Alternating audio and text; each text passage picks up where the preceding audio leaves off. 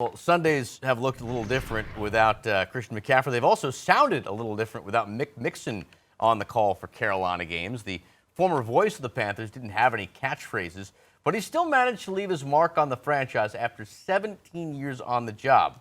He's since retired, but just because there's no more games to call doesn't mean he's any less fulfilled.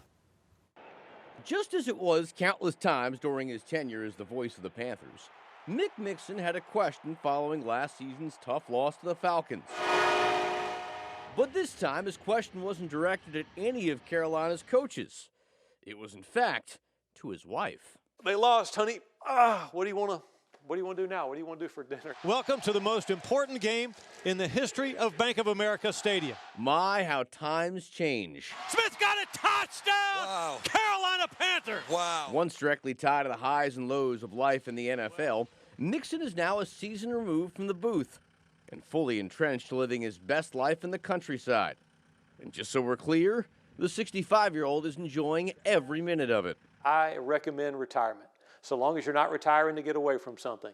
If you're retired to get to something, then you won't have any second thoughts or regrets at all. That something was spending more time with his grandchildren.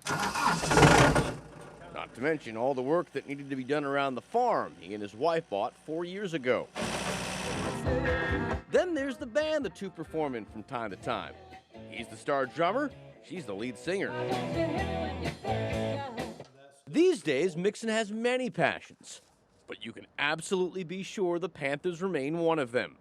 Cam Newton throws a pass, Olsen end zone, caught, touchdown! I mean, the guy is still fired up about the 2015 season. That team went to the Super Bowl and played a team that they probably should have beaten maybe 7 out of 10 times neutral site.